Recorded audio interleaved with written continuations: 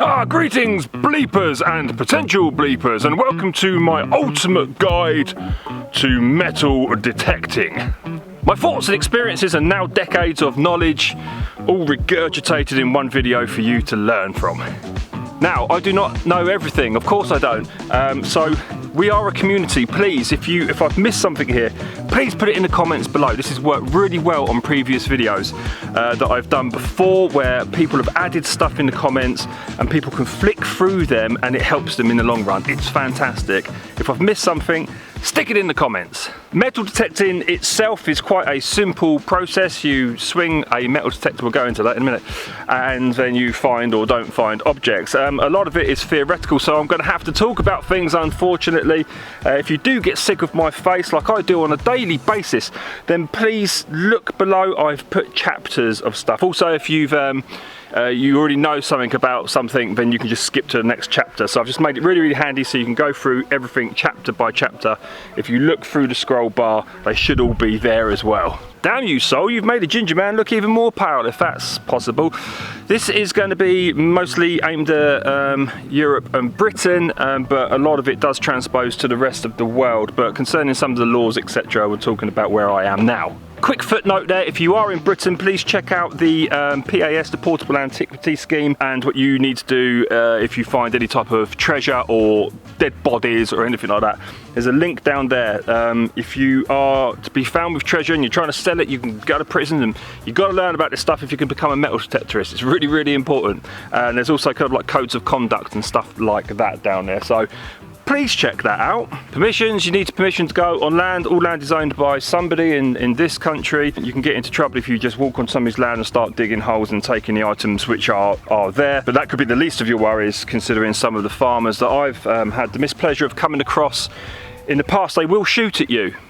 Get permission, we'll talk about that later. If you are considering getting into the metal detecting, this fine hobby of metal detecting, then I've put a list of what I consider to be, at this point of time, the best beginners metal detectors below. There's a list there. I have the pleasure on this channel to review metal detectors, a lot of metal detectors, and I've done that for the last more than a decade. So I'm pretty up to speed as to what is the best metal detector for beginners, intermediate, etc, etc. That list is of course going to change throughout time, so I will update it. I'll keep updating it every time there's a new model on comes in the market, and I'll stick that in there instead. But for now, that is the best bunch. Lastly, get yourself a notepad, because when we're going through trying to figure out what finds are in the ground, you're going to need to write this down just as reference, or do it on your phone, whatever. Either way, just get it down, reference it, otherwise you're going to forget it when you actually get on the field. Woo! Right, let's start, shall we?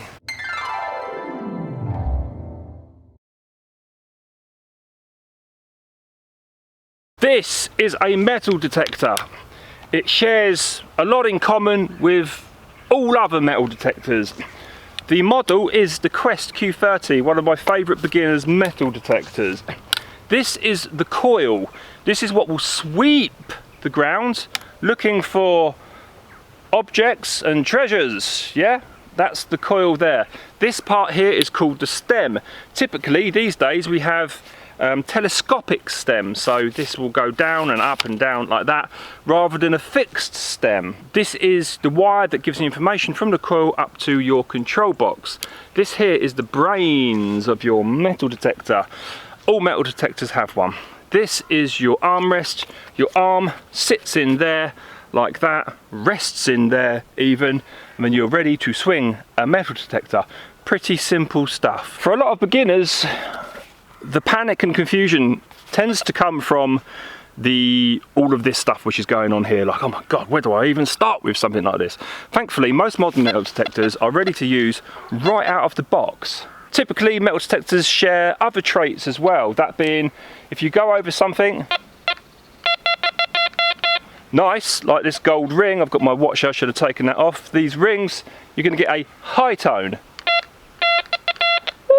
up there. Most metal detectors will do that. If you find something which is horrible, like iron, that you don't want, you're going to get a low tone. Most metal detectors, on the whole, share that principle. Here, an Equinox 800, fantastic metal detector. High tone. Let's take the coil of the Quest Q30. Low tone. Don't dig that. Dig that. Happy beeps. What's that you have in your hand there, fella?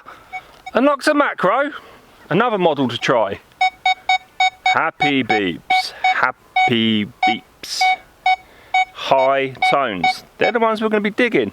Typically on all metal detectors. What other things do metal detectors share? Well, they each have their own modes. At the moment we're in pasture, and then you can go to field mode, and then you can go to beach mode or go. Don't worry about that stuff. Look, if you're on a field, right, go to field mode. That's that one. If you're on pasture, grass, or a park, go to that one. All right.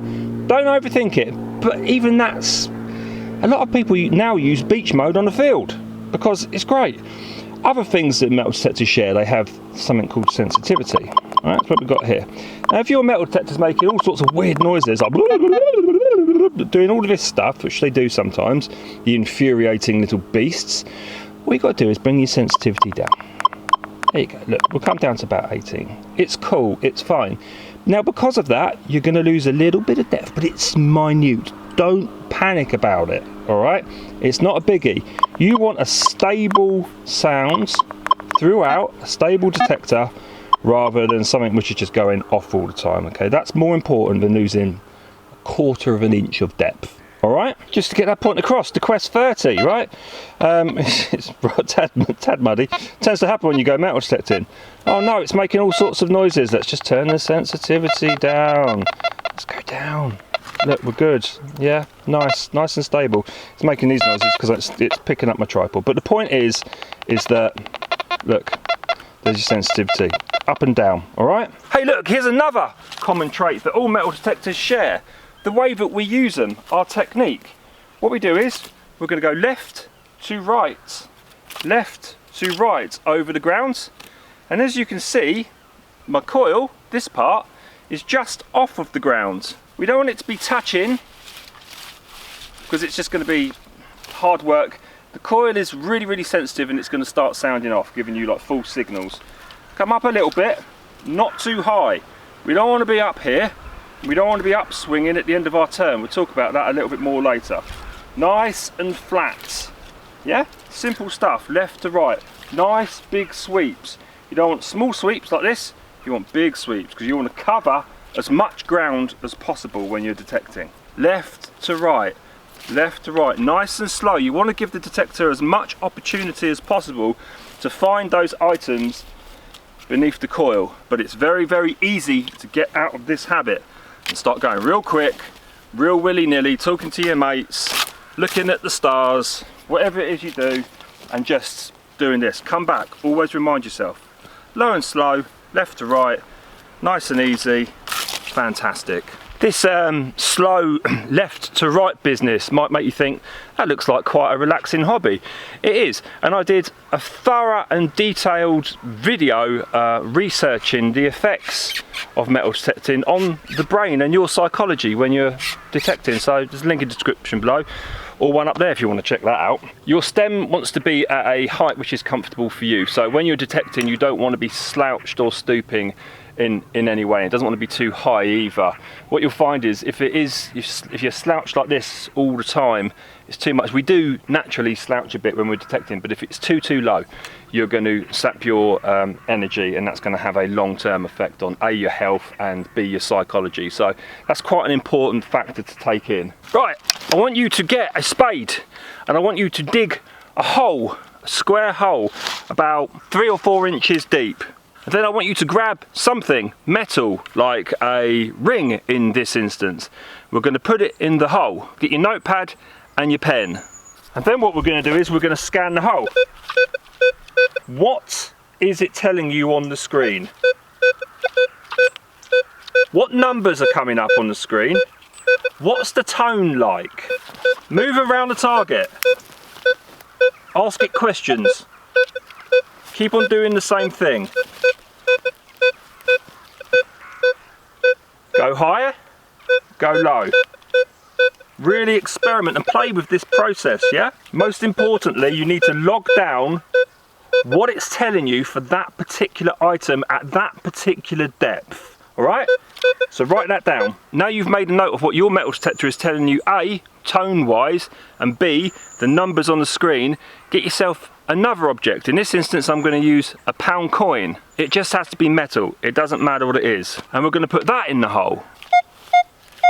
Right, pound coin, different tone, different numbers. We've gone from a 17 to a 22. Nice high tone, but it's different. Again, write that down. Note what that is on the pound coin or whatever coin it is you're choosing to use. Get it down, jot that down. Now just move to as many metal objects as you can find, stick them in that hole and start taking notes. But more importantly, start making holes at different depths. Move the objects around like a coin. You get a coin, that coin was flat then, move it on its side. What's that telling you? Experiment. Make a little playground. Spend a lot of time with this process before you actually go out in the field. So at least you've got a modicum, a small idea of what your metal detector's telling you, and it won't be so overwhelming when you get onto the field. Okay, just a quick point on digging holes and digging targets. Firstly, we always fill our holes back in. Very, very important. Now, this pound coin here, pretend that, use the power of your imagination and pretend that it's 5 inches beneath the ground, all right? We're going to go over it. Oh, lo and behold, we found a target. There's something there. It's 5 inches beneath the ground. We're going to have to dig it out. Right, using the pinpoint function on my machine, it's going to tell me exactly where that target is. Most modern machines have a pinpoint function now. That's different to a pinpointer, by the way. We'll talk about them a little bit more in the future. Right, dead center of that coil, right? So your presumption would be, I know exactly where that is, it's right there. So I'm going to dig right there, right in the middle of that coil. Don't dig there, because what's going to happen is you're going to put your spade right through that target. And that could be a gold hammered, if you're in this country or in Europe anywhere, or that could be a Roman, that could be a really expensive coin. So there's your target, you know it's dead center, come away from that, okay, dig around the target like this, alright, and then in theory, oops, we can just come up like that, and it's going to be there, right, and then we're going to get in and we're going to investigate more on that area. Don't dig straight down on top of the target because you're likely to damage the item. It happens all the time, and it really does happen a lot with newer metal detectorists. So there you go, there's just a very quick crash course in how metal detectors function, and some common traits that they all have, and yours should have as well. Again, if you've got anything else to add to this, don't forget this bit's aimed at real beginners, then please put it in the comments below. But that should be enough to get you up and started. Right, on to the next one. So you've got your brand spanking new metal detector, but you've got nowhere to use it because you haven't got permissions. Oh man, that's a ponderer. Honestly, the amount of times I get messages going, oh, I've just got a new metal detector. Yeah, I've got nowhere to go. Yeah, didn't really think that one through, did you? You're gonna have to get permission somewhere. Now, I've done a whole video on getting permissions, but I feel things have changed in the last 10 years since I did that video, 12 years even. So let's just talk about that now, about gaining permissions. Now, firstly, if you have got a new metal detector and you've got nowhere to go, if you're near the sea, you can always do the beach, all right? That's number one. Number two, some councils, very rare, you need to check it out, some councils will let you do the parks, etc. Number three, rallies, local rallies, Joan Allen rallies in particular, and Joan Allen events are brilliant. I've met loads of you guys out there and we've found lots and lots of items. There's a link in the description below of where you can find those events around the country, but they might not be near you, so you might have to find other rallies put on by other people. Now, second to that, first to that even, before that, join a club. If you have the opportunity, join a club. Now clubs are hard to join these days. It's not a case of just wandering in there. But if you can get a club, then you are probably going to get metal detecting permission at least once a week, because those guys go out weekly. And not only will you get permission joining a club, you're going to make friends, and that will open doors to other permissions, but you're going to learn more about metal detecting. If I was to give you advice about any of this, I would just say join a club straight away. That's the one thing you need to do. But maybe you don't have the opportunity to join a club, so you've got to go out there and get your own permissions, which is terrifying and horrible. I hate it. I'm a confident guy. I fall to pieces when I have to go talk to a farmer. I don't think that some people, it affects people in different ways. I have really unconfident friends that just are really confident in talking to farmers or landowners. I am useless at it. I turn into a gurgling wreck, hence why I don't have many permissions. But there's a few things you can do to make the process easier and make them look upon you more fondly. That sounds awful. What I have a problem is I've got nothing to give them. I'm not a take type of guy, and it's that I feel like it's a big deal going, can I metal detect on your permission and take all of the precious treasures from your land? And I'm not giving them anything in return. Well, I'll give them half of the treasures, obviously, but I'm not giving them anything in return. Do you understand? I feel quite awful about that, and I hate just asking. I feel like, can I have some of your wares, please, sir? It makes me feel kind of gross. Be smartish, I would say. The thing is farmers are a large demographic. They're like the public. You know, not all farmers are the same. There's loads of different types of farmers and landowners now. So try and be smart-ish, because that's going to go across the board, I would say. You go in there looking and smelling like a minger, then they're going to look upon you less favourably, I believe. Secondly, don't go in with your car music blaring or your aeroplane flying above their heads. That really winds them up. Don't go in there like noisy. Just be very, very conscious of their space and their environment if you drive in there. And it's the same when you meet them as well. You know, don't get right up in their faces and don't be all like, oh, you're right, mate, I want to go on your land. You know, shake their hand, look them in the eye, be sincere, be very, very sincere, and just be honest and as open as you can be. Thirdly, that's concerning meetings. If you, I did recommend in the last one that I said that you should ring people or email them. That doesn't work. It worked for me a few times, the ringing thing, but these days they're so busy because of everything that's going on, you know, financially. They don't really have the time to, you know, like remember you, and then you got to go meet them and go like, right, you know, this is me. And you've got to be prepared as well. Okay, you need to understand a little bit about their land, do a little bit of research on it if you can. So you can say, do you understand that your land was once near the site of a Roman villa? I'd like to just investigate to see if I can find any finds to confirm this, and, you know, further our knowledge of history, your knowledge of history, your knowledge of the land that you now own. You know, it's important. Don't go in there talking about wanting to find treasures and stuff. I want to find stuff, mate. Try and let them understand you want to find items that are related to their history as well, which is really, really important. It's important to me. I'm probably saying this stuff and you're going, no, I'm in it for the stuff. That's actually why I like doing it. So, you know, it's important that they understand that you are sincere in your intentions and you're not just a money grabbing skank, basically. Make the process as easy as possible for them. If they're like, mate, I'm too busy at the moment, give them a card. You can get free cards done now. Just Google it, you know, just Google it, and or pay a couple of quid and get some cards. Here's my card, it's got my phone number on it, it's got my email on it. Please email me or please phone me. I know, again, it comes back to them being really busy, unfortunately. If I haven't done that in like a week, just give them a nudge, I'd say. It's really hard, it's difficult, especially these days because metal detecting's absolutely saturated. It's not like it was in the 90s or even 10 years ago. It was easier to get permissions than it is now because everybody's doing it. You know, it's a very, very popular hobby and it's moving quicker. So it stands to reason it's going to be harder and harder to get those permissions. But there you go. There's a few tips. A lot of it's common sense.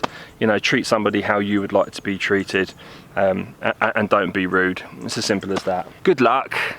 Again. any ideas, put them in the description below, because this is a horrible, horrible part of the hobby. It's the worst bit by far, and I really despise it. I really do.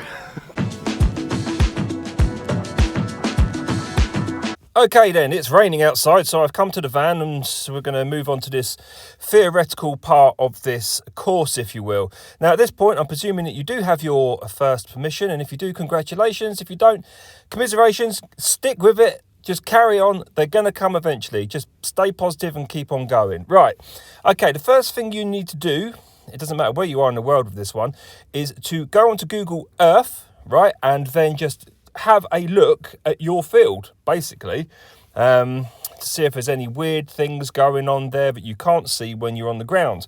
That top-down view is really, really handy. Now, straight away, what can we see here? Is there anything odd on this field right in front of us? Well, yes, absolutely there is. There is this square right there. You might not see that. Let's delete it. See it? Now that square could be many things. It's very interesting. It could be like the site of an old Roman villa. You know, it could be something very, very interesting. Going to need to investigate more in that area. Okay then. Now, what you really need to do when you go straight onto a field, if you're going to do it professionally, you need to do line by line by line. Obviously, these gaps are going to be a lot bigger, a lot shorter. You know, you're going to go up and down in lines, and that way you're going to cover everything. And then once you've done that, you need to go the opposite way like this, yeah, and just keep on doing that backwards and forwards, and then come back next year, and then the plough would have brought up more interesting finds, and you do exactly the same thing again. That's how the professionals do it. Yeah, it can be very, very time consuming, and it can be very, very dull, but that's the way to do it. If you want to do a field properly, then I suggest that's the way you do. But anyway, look, let's have a look at this field. There's nothing that jumps out to me straight away. If you see a dip, always investigate a dip. There could be one there, for example.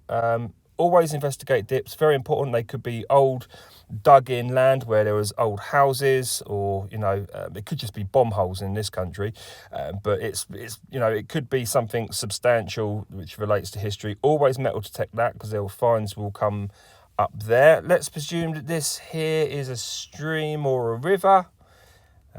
Always metal detect the sides of streams and rivers, because it's where people have always enjoyed sitting over millennia, you know, over thousands of years even. Okay, and on that note, basically you're look at a field and think to yourself, well, where would I like to have gone on that field? Why would I go on that field? You know, where would I sit? You know, stuff like that. Nothing's changed about the field over all those thousands of years. So it's a lot of it's common sense in that way. Now, say that there's a tree here, a lonely tree. Old trees are fantastic places to metal detect, and the older, the better. I think it was this tree that I had loads of coins around. Fantastic tree it was. Even up to our modern times, people use trees for shelter, to get out of the sun, or just to have a nice sit down. If you see like a natural valley, like a weird dip in the lands, always metal detect those dips, yeah, because they tend to be natural walkways. Oh, and on walkways, you might have a pathway that goes all the way through the lands like this way. They're obviously very, very common. Always metal detect either side of those pathways. That is so, so important. Detect the pathway itself and then detect either side, because the plough pulls things to different places. Anywhere near a road, like this one here, detects just to the side of that. You get a lot of rubbish there, but you'll get some really, really nice finds there as well. Say we have a slightly, a elevated area here. Always metal detect that, because, well, firstly, people, through millennia again, like to go to top of hills to check out the views, but also, they're great strategic points. That's why people would get on them like thousands of years ago to see, Roman armies, etc. coming towards them. So always go on top of hills, especially if they have a nice view up there that look over the sea, especially the sea, because strategically that's a great place to be. And then just look around the field for strange little raises in the ground, little round things. These could be burials. And again, just going back to what I said previously about the PAS, you need to know what to do if you find human remains, but they're always worth metal detecting as well. And that's about it. There's some ideas for you to get on with. If you have any of these places on your land, then metal detect these places first, and then go back to this whole kind of crisscrossing idea, just to do it thoroughly. I mean, or you can just wander around and look for hotspots. Oh, by the way, if you do find a hotspot, say that you find a hotspot here, and it just seems to bring up a ton of finds, loads of stuff coming up there, then do the technique of doing lines up and down, and then of course go the other way as well. Yeah, these are the worst lines in the history of lines. So there you go, there's a little bit of information that will help you hit your first field. A lot of it's common sense. Think like a human. No, sorry, being facetious. Think like a human back then. You know, why would they be in any of these areas? All right. Today I want to talk to you about 5 reasons as to why you may not be finding anything, or at least not finding very much, whilst metal detecting. Now, I've had a good think about this and I've jotted down these ideas, but obviously I'm going to miss something, and then there's going to be the expert metal detectorist that will know way more than me. So if anybody knows anything that I've missed here, please put it in the comments below. Let's call this a community, and then that way we can help out the beginner metal detectorists who are coming up and need our wisdom to lean on. But anyway, without further ado, 5 reasons as to why you're not finding anything whilst metal detecting. Okay, number 1 reason is being too impatient, but impatience implies some subcategories here, because impatience in itself is a vast topic. Impatience could be swinging your metal detector too quickly. Impatience could be giving yourself 4 hours to go metal detect but not find anything in the first hour, so go to the pub for the next 3 hours. But alternatively, patience could also be giving up on a field too quickly, presuming that it's done too quickly. And for this particular subcategory, if you will, I want to give you a visual representation of what I mean. I want you to consider this, right? This is for the people that think that fields are done to death, or they've done that field, or etc, etc. We're going to take this pound coin here, a reasonably sized coin. Right, now a few factors here. Number 1, it's flat. You know, it could be like that, harder for your detector to see at an angle, harder, or it could be a few inches down, it could be a lot of inches down. Every year the plough will bring up new items, relics and coins, okay? I just want to give you a visual representation of this coin. So, sitting there, right, let's get the drone in the air. Now, think of the size of your metal detector's coil, yeah? And then think of the size of you. As we go higher and higher, it quickly becomes apparent that that coin is literally like looking for a needle in a haystack. And as we go higher, that becomes even more apparent, to the point it's actually quite ridiculous. You know, the notion that a field is done or has been done to death, especially considering the other factors like the coin could be on its side, a few inches under, and that the plough will change everything year after year. So that's a massive factor. Don't fall into that trap as a beginner that your field is done, because it never is. So impatience can mean many things, but the conclusion to this number 1, I would say, would be to slow down both physiologically and psychologically. My second point is that perhaps you don't understand your metal detector well enough, and there's a lot of subcategories to this one, like there was in the previous, but even more so. But I'm going to look at one point. So what I mean is a lot of people will buy a metal detector I guess this comes back to impatience as well. But they will buy a metal detector, watch some YouTube videos, watch some, read the instructions, and just absorb everything they can, which is great. Everybody should be doing that. But then they presume then they know everything about the metal detector, but the real litmus test, if you will, the real knowledge and the learning is being out on the field hour after hour, week after week, month after month, year after year. That's where you really learn about your detector, how it functions, and what it's telling you. And the problem is that beginners, they presume that they understand everything via the instructions. They go out, they don't find anything, and they become really despondent and disappointed, and that's how many people give up on the hobby. The real learning and the real kind of knuckling down, if you will, is just being out there. Being out there in all weathers, all situations, creating a relationship with your metal detector, if you will. But there's a lot more to this particular subject that comes with time, but I think that'll do for now. Third point is you've got bad technique. Let's throw going too fast out the window here, because we know that that's in the bracket of impatience, which is number 1 point. So let's just go for example, turning your coil up at the end of your sweep is a big no-no. Of course, being too high off the ground, you're going to be losing a hell of a lot of depth there. A good solid, slow, consistent technique is best. We live in a time where we're lucky that our metal detectors, especially things like the Equinox, respond really quickly. Yeah, they've got a really good fast response time.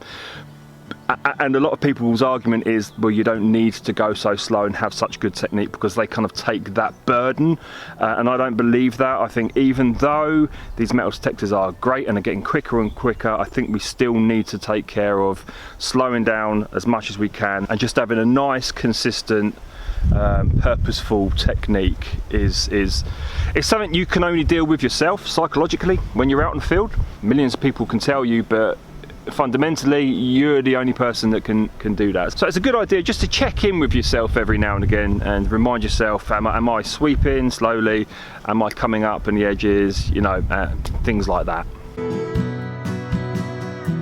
Right, point number 4. Are we on number yeah. I'm going to move to a completely different place now. I'm going to move to a place where it's hard to know if it's your technique or if you're impatient or anything, and it comes down to the fact that you could just have bad land. How would you know that the other factors, you've got bad technique? I know it's the the puzzle which is metal detecting. You might just have bad land. That being, there aren't many items for you to find on that land. Now, bad land also comes down to location. For example, if you're metal detecting in the middle of a desert in California, you're less likely to find something of historical interest than somebody that's metal detecting a Viking battle site in Germany, for example. You have to take that into account when you're beginning to metal detect. Research is really handy in this instance. Being able to find out what has happened on the land that you're metal detecting is quite important, and that is psychologically demeaning. It can really pull it out of you.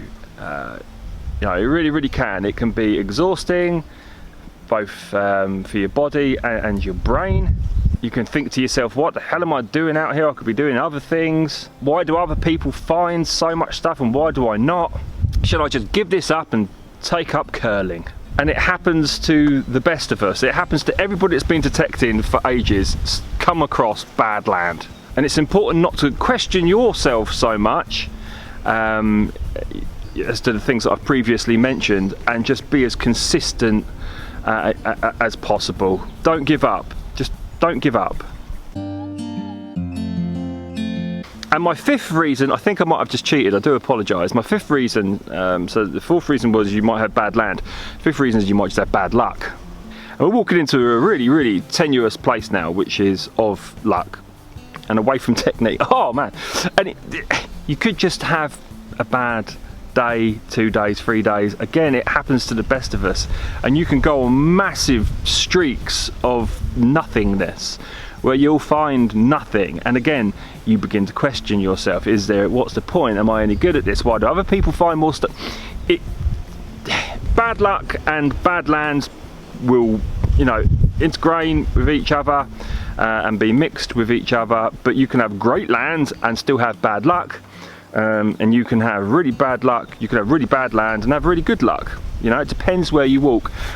Once statistically everything is out of the way concerning how good your metal detector is, how good your technique is, and all of the other variables and factors, you push them to one side, let's stick them in a bucket, and then you have a secondary bucket right here, and that bucket is luck. And I would say personally that luck is probably about 80% of this game.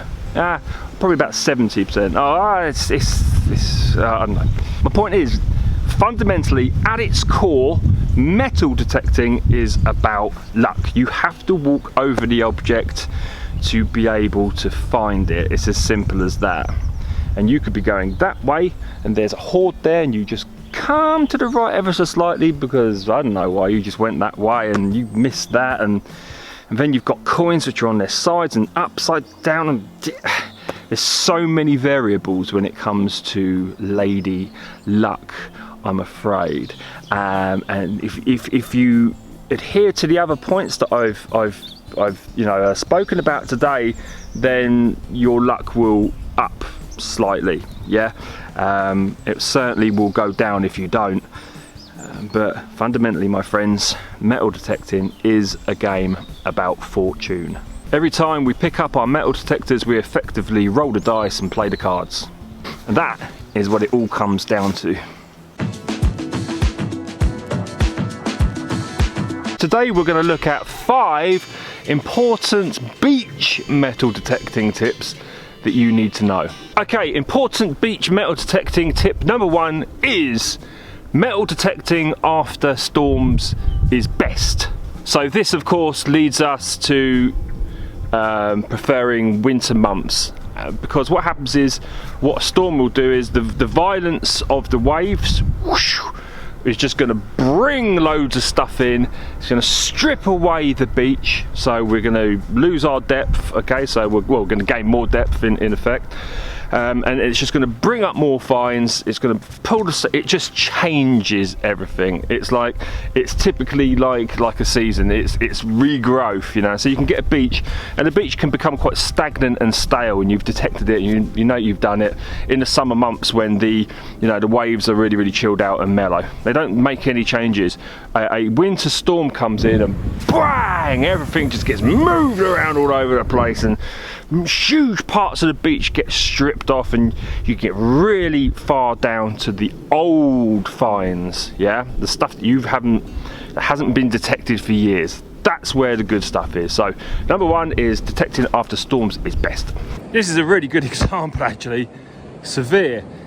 See these rocks, this rock pile, these were all scattered flat all around this area. We had a massive storm yesterday and they've just been violently all pushed up there. Tip number 2 is related. These are all related because it's the beach, but tip number 2 is related to tip number 1, and that is quite simply know your beach. If I was to go to a new beach and start metal detecting, I know nothing about that beach. I see sand, I see shingle, I see pebbles. I don't know what the levels are. I don't know if that's a low beach or a high beach, as in, has a storm come along, stripped everything away, and now I'm looking at 6 foot down from what it was a week ago, because they're the changes you're looking at. My beach will change. There's a part of it, I kid you not, it will go down 6 foot, it will go down my height. Okay, so a storm will come in and strip everything away, and that's how deep you're going. But even a typical storm, you're going to lose 1, 2, 3, 4, 5 foot. So to know your beach, to understand your beach, it's good to get some sort of visual representation. Go there one day look at your shingle and your sand and everything, and then look at is there something which is visual, like a pole coming out of the beach, or a groin, or a jetty, or a part of a pier, okay, and then see at what point the beach is at that particular point. Okay, come back next day and see if the sand has come up or gone down, or the pebbles or the shingle have come up or come down. Keep an eye on that, and you will notice through time that it will slowly start moving. It will either be a lot more, a storm can do that because it will redistribute things to that place rather than another place on the beach where it's taken from, okay, or it's going to diminish and it's going to come right down. So it's really, really important that you know your beach. I watched a guy, and he does it all the time, on a beach near me, and he'll just put up in his van, he'll get out, and he'll go down, and he looks at this particular point. There's a little concrete slab. He looks at it, and whatever his decision may be, he'll go get his metal detector, or get in his van and he'll drive off, because everything goes on that concrete slab. That's his marker, and he knows if it's worth bothering wasting his time or not.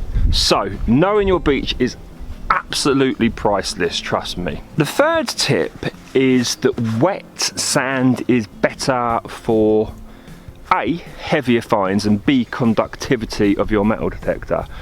A beach is at a slight angle like that, right? And what tends to happen through time is the heavier fines, your rings and things like that, will go under, and then they'll pop back up on the wet part of the beach again. Yeah, so they'll come down and pop back up. Also, there's less chance of them getting pushed back, like there is light coins like pennies and 10p's and, you know, whatever your denomination is in the world, because they're heavier.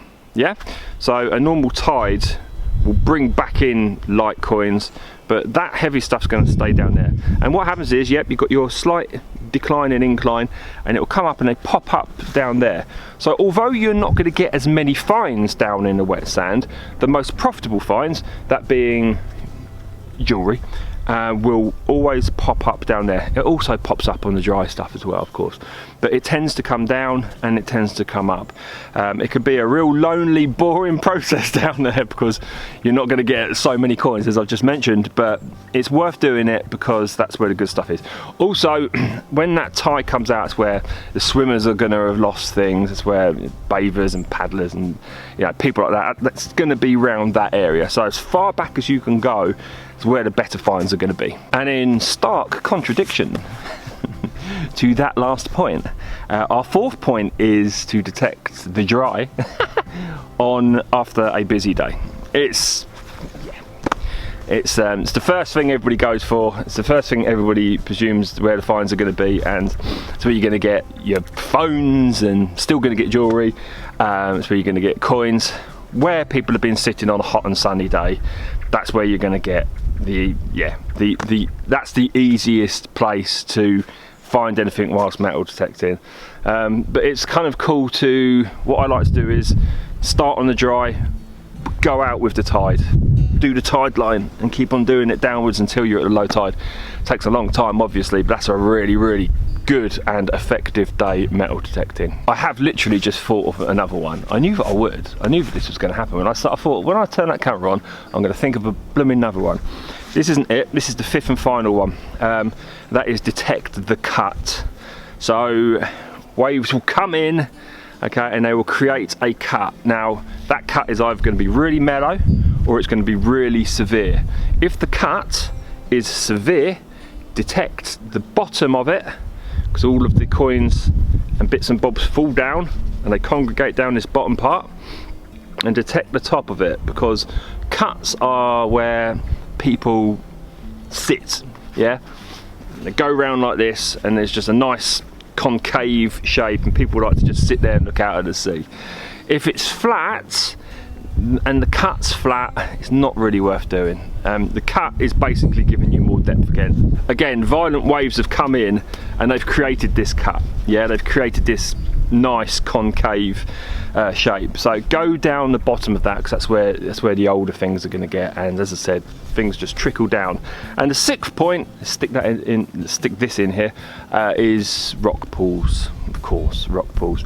Any congregation area that is, you've got a flat beach and then there's a perhaps a divot of some type where water has congregated, that's where you want to be, because it's a catchment area basically. But things just go in there and they get caught, they can't come back out again. But also, more interestingly, when parents are playing with their kids and they get sand all over their hands, then they tend to wash it off in the rock pools. If the sea's all the way down there, just wash it off in rock pools.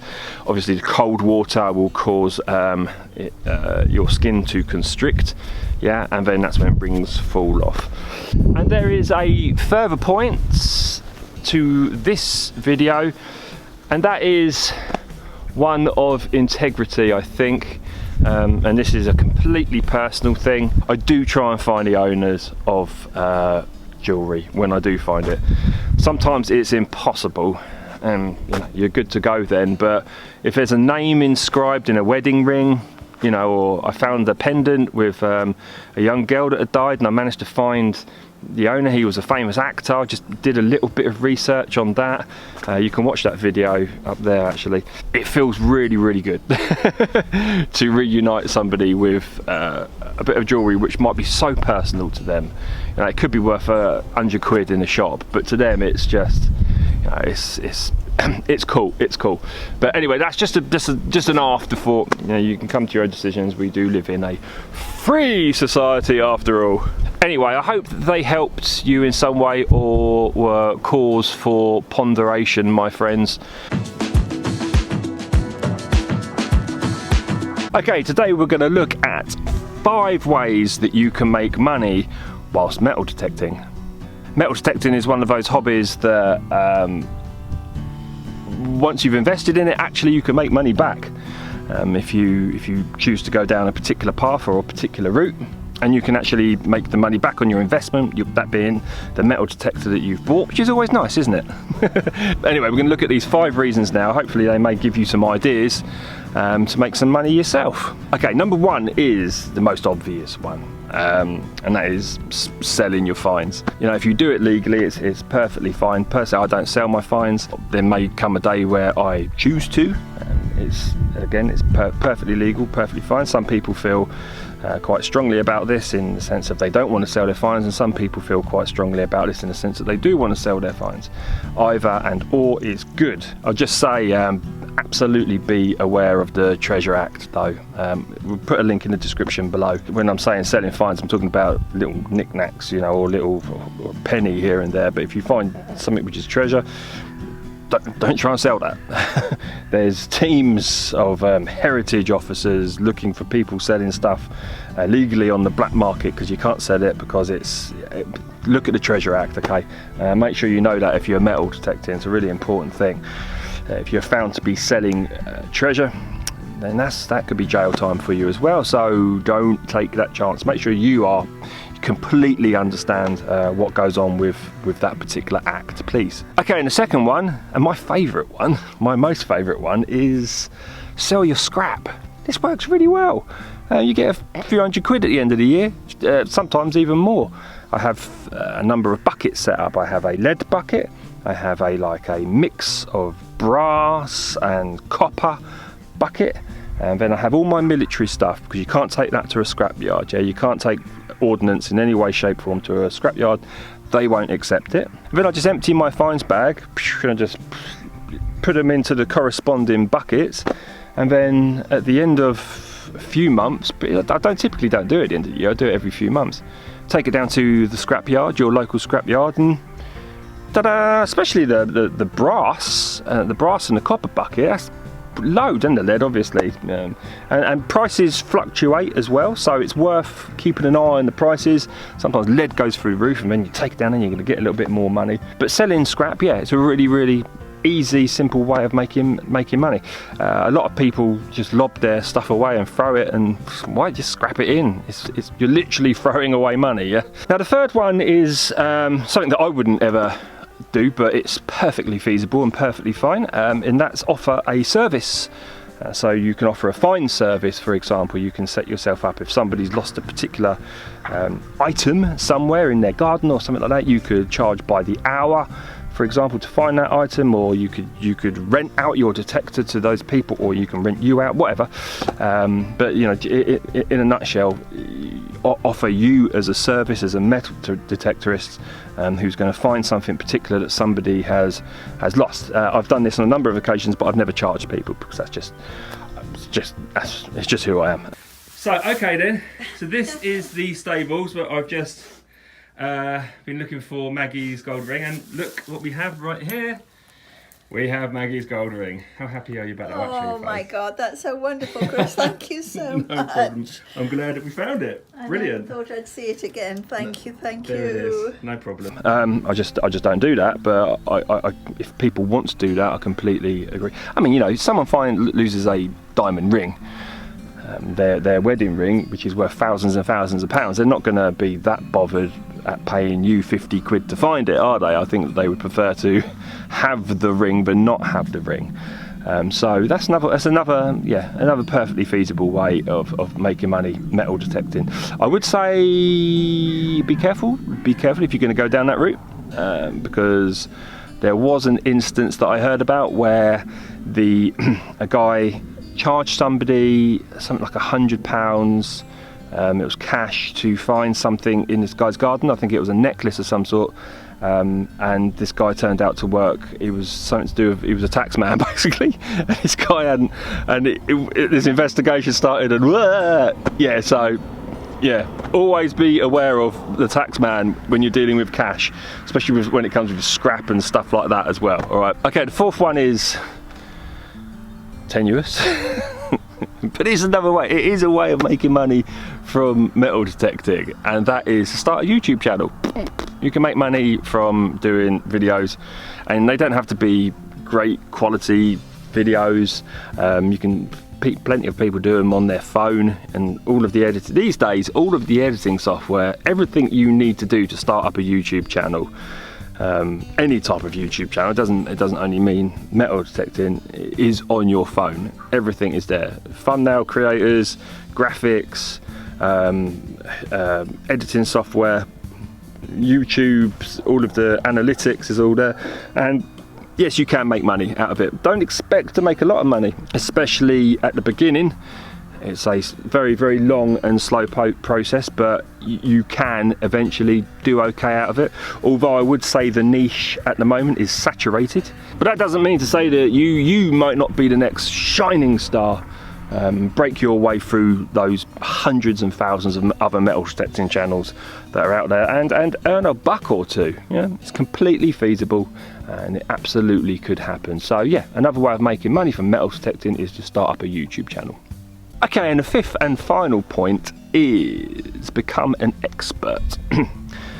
So become an expert perhaps in using a particular brand of metal detector. Become so good that the brand will hire you, use you, perhaps get you to field test, become a professional field tester in the future. But then again, you can become an expert as in a reviewer, you could become an expert as in a videographer. There's lots of ways of making money around this particular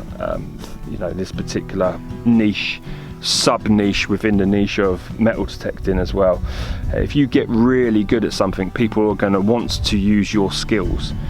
They're going to need your skills, and they will pay money to use your skills, especially if you become really, really knowledgeable. When brands make metal detectors, they'll do it in a kind of sterile environment, that being a factory and an office, and they need people to actually go out and use it for months and years on end, so they can actually get the true feedback, other than that which is in a clinical environment. So if you get really good, I know people that have been hired by Minelab and stuff, just because of their expertise. Absolutely a feasible way for making money from metal detecting. And there you go, my friends, 5 ways of making money from metal detecting. If you can think of any more, please stick them in the comments. I don't know what that please was about. I do apologise. Please stick them in the comments below, because they might inspire somebody else to get out there and make a buck or two. Okay then, today we are going to look at 5 metal detecting accessories that you need to not be without. That sounded really dramatic. The world's not going to end if you don't have them, but they will make your life as a metal detectorist a lot easier. Accessories number 1, gloves. Simple one. So many people still don't go out with gloves when they're metal detecting, and yeah, it's only a matter of time before you get cut.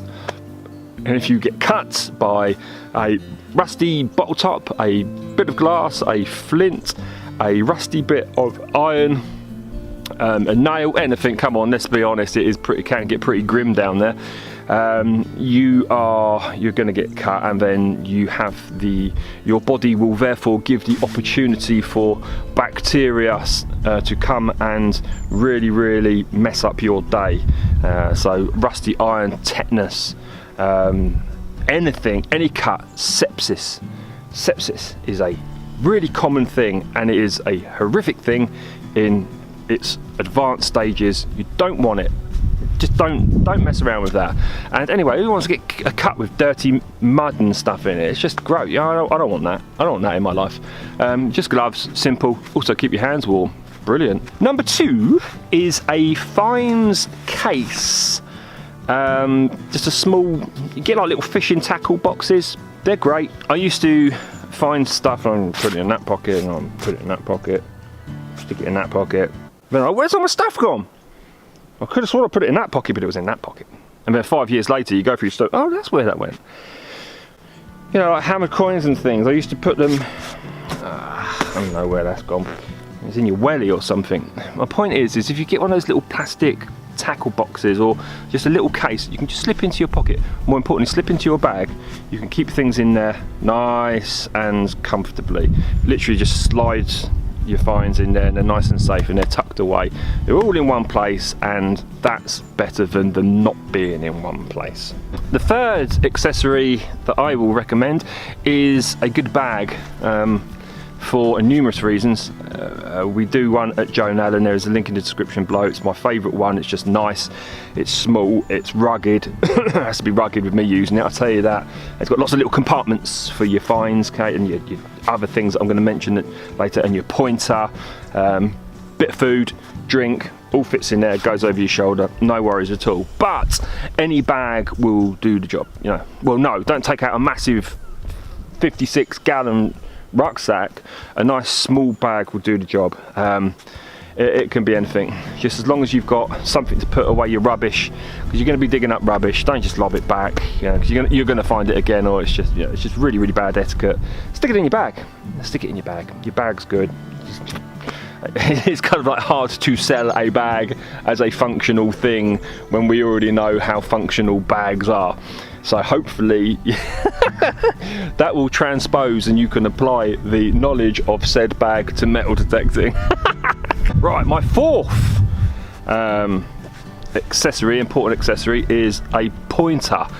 Pointers so important. It's really important. I didn't think they were. I thought they were a fad when I first started metal detecting. I've got a metal detector, why do I need a pointer? It's only to the point where you use a pointer that you then can't be without a pointer, because it just speeds up the process. So if something's in a hole, you've got a hole, and then you've got something stuck in the sidewall, and your detector's going, yeah, it's there. Your pointer's going to tell you exactly where it is. But what I found through time of using a pointer is that not only is it great at telling me where a item is, but that has an effect on physiology, my physical self, that being that I've got more energy. I'm not digging more holes, which has an effect on my psychological self, which means I've got more time to metal detect. I'm not going to give up, and it just quickens the process. You bam, in, out, I'm off, rather than dig. I'm knackered, I'm going home, and I'm going to eat a pie. They just speed up the process, and really important for me on the beach as well, because sand will tend to sink with wetness, wet sand, as soon as you get to a certain level. So it's good to know where it's sinking to with a pointer, so you can quickly get in there and dig. I could give you loads of examples of why pointers are brilliant, but for now I'm not going to go on about it. great accessory. And my fifth and final accessory is a toothbrush. Just in case you are deep within a forest metal detecting and you happen upon an elf and you realise that your dental hygiene is not up to scratch, you can quickly take the opportunity and please said elf, and they will bestow upon you treasures and gifts. Yeah, no, just to clean your finds. Like, so you're gonna dig and there's mud everywhere, all those, and you get that gacky mud and you're trying to do that and it's just moving to different places. I hate that so much, I really do. That's really frustrating. Wet mud is just horrific, and it just moves, doesn't it? So you've got a coin and you want to see the face of it, you spit on it or put more water on it, it's just you're moving mud around. Get a toothbrush, just go thump, thump, thump, thump, thump. Aha! Bestow said face. It's nice, yeah? It's really, really easy to use and really, really easy to just pull away mud. Great little thing, slips in your pocket, slips in your bag, slips in your vest. It's just an all-round good, multi-functional cleaning implement.